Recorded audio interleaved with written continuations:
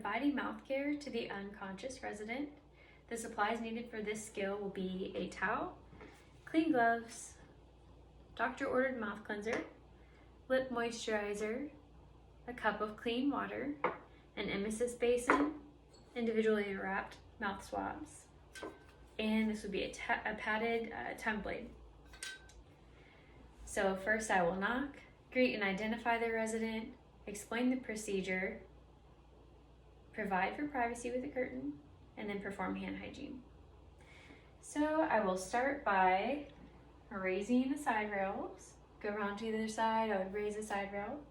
I'm gonna position the patient at a good working height for me to provide for proper body posture and mechanics. Raise her up to about waist height. Let's just pretend that my couch is waist height and I'm not bending over for the whole video. So once I get her to a good height, I will lower the side rail that I'm going to be working on her left side. So I'm going to lower this one here.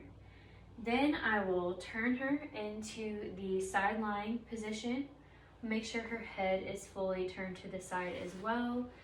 Just because she is at risk for aspiration, I don't want this to happen. So making sure that her head is fully turned to the side.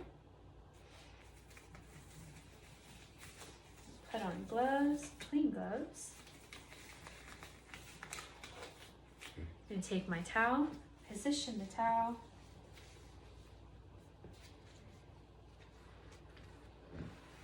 Under her face.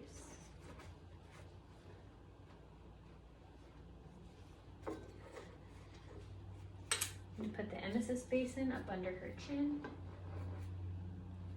Okay, and now I'm going to start with the care here.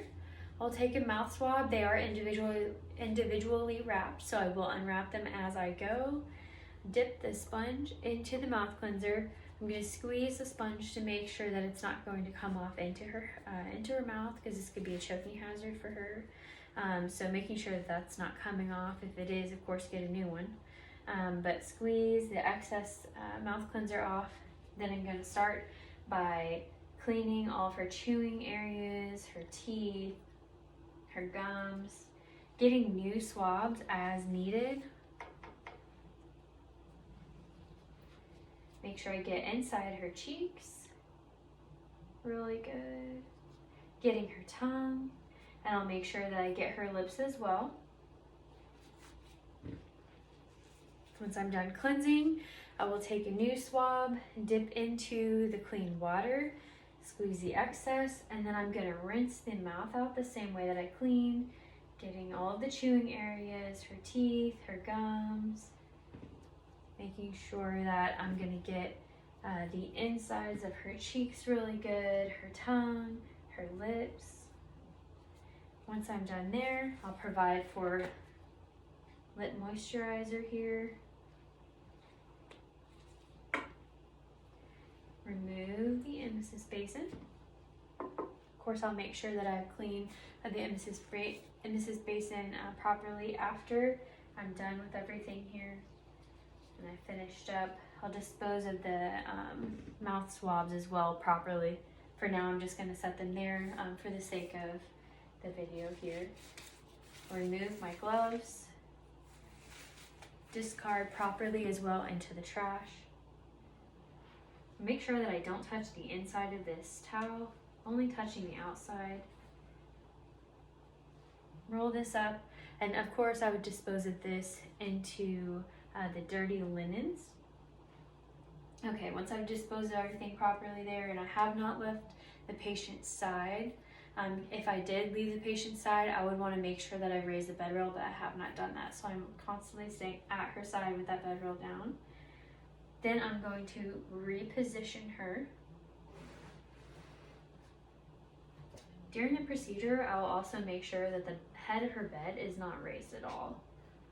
That could potentially be a hazard for her as well. Okay, so then I'm going to raise the side rail, lower the bed all the way back down to the floor. I'm gonna lower the side rails, do the other side as well. I would make sure that she has her call light within reach. Even though she is unconscious, she could potentially wake up and need a nurse. And if she did have visitors, the visitors could need to call the nurse as well. So always making sure that her call light is within reach. So after I have finished up my skill here, I'll have made sure that everything is disposed of properly. I'll perform hand hygiene, then I will report and record my skill is complete.